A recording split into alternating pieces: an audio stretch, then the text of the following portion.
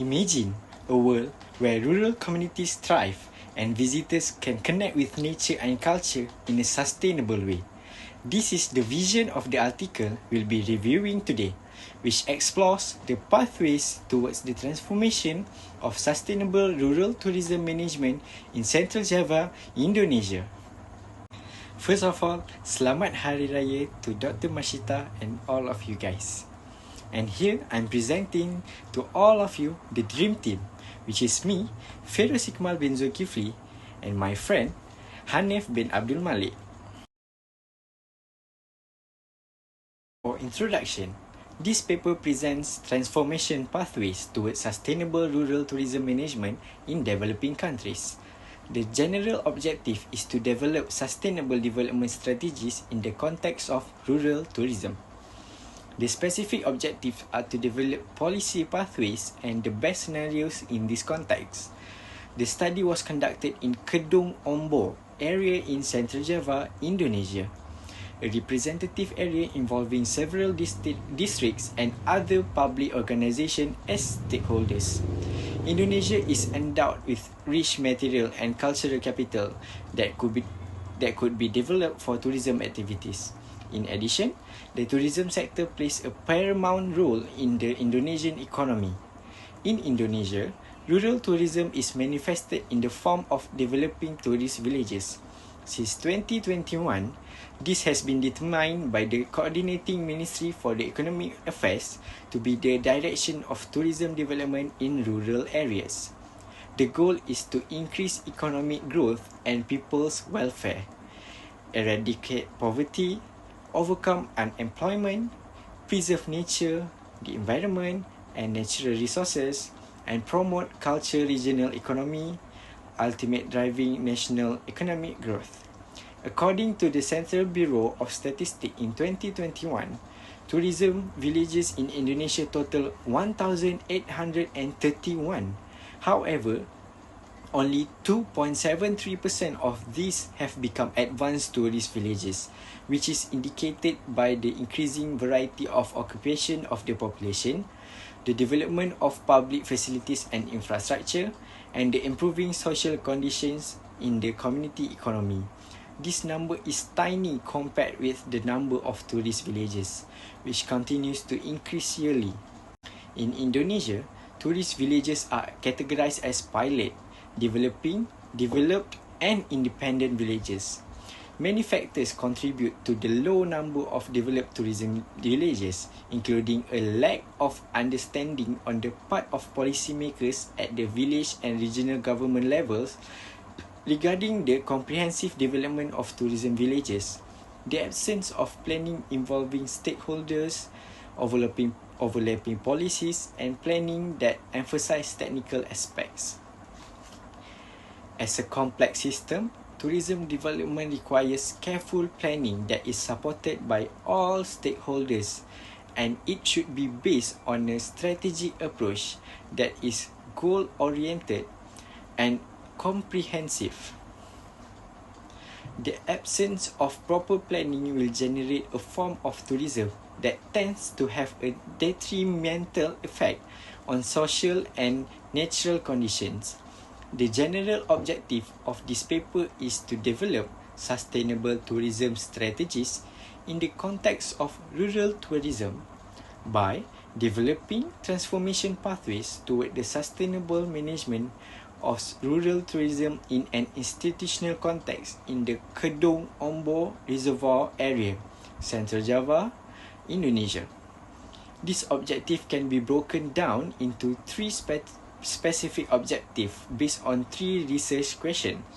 The first one is, what strategies can be used to promote sustainable rural tourism in the nature-based Central Java area? So, the second is, what policies can be implemented to support transformation towards sustainable rural tourism development? And the last one, which is number 3, is, what are the potentials and the best scenario for sustainable rural tourism development? Next part is SWOT analysis.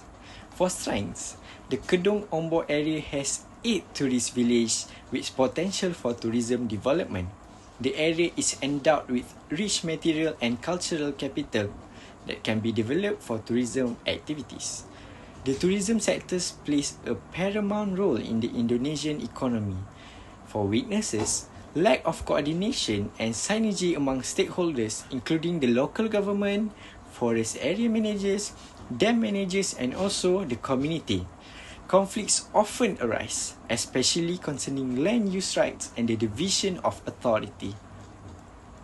The tourism villages in the Kedong Ombo area have been categorized as developing tourism village due to slow and almost sustainable development processes and the absence of development planning and policy directions. Impacts on people's welfare have not been realized. The third part is opportunities. The development of tourism villages in the Kedong Ombo area can lead to increased economic growth and people's welfare, eradication of poverty, overcoming unemployment, preserving the nature, the environment, and the natural resources, and also promoting the culture. With proper planning and policy implementation, the Kedong Ombo area can be recognized as advanced tourism villages that can benefit all parties, economically, socially, and also environmentally. And so, the last part is threats. Overlapping policies and planning that emphasize technical aspects can hinder the development of tourism villages in the Kedong Ombo area. Without proper planning and policy implementation, the development of tourism villages in Kedong Ombo area can have a detrimental effect on social and natural conditions. Thank you. And now I will pass to Hanif. Thank you for that wonderful delivery, Feroz. Now, I will be presenting the suggestions part of the slide. So I'd like to talk to you about the Kedong Ombo area and the potential for sustainable rural tourism in this region. So, in order to achieve this, I believe that we need to encourage and facilitate better coordination and synergy amongst all of these stakeholders in the area, which includes the local government, forest area managers, dam managers, and the community. To achieve this, I also propose the establishment of a forum or platform for regular communication and collaboration.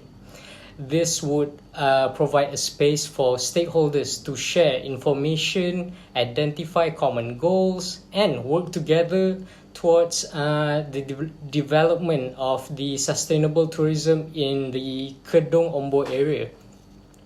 And another important step towards achieving sustainable rural tourism in Kedong Ombo is the development and implementation of a comprehensive development plan for tourism villages in the area. This should involve all stakeholders and take into account of social, economic, and environmental factors. So for the next one, I would suggest that they focus on promoting the nature-based tourism activities that can benefit the local community and help preserve natural resources there. By doing so, they can ensure that the tourism industry in Kedong Ombo is sustainable and benefits both the environment and the people who live there. In addition to the development plan, I also would like to suggest that they consider providing training and capacity building for stakeholders in the Kedong Ombo area on sustainable tourism management practices. This could help include, this also includes waste management, energy conservation, and environmental protection. By working together and implementing all these measures, they can help create a sustainable tourism industry in Kedong Ombo that benefits everyone involved. So for this next slide, I would like to give some critiques and comments regarding this paper on sustainable rural tourism development in the Kedong Ombo area. So my first critique is that the paper mainly focuses on the Kedong Ombo area, and it does not provide a broader perspective on the challenges and opportunities for developing a sustainable rural tourism in Indonesia.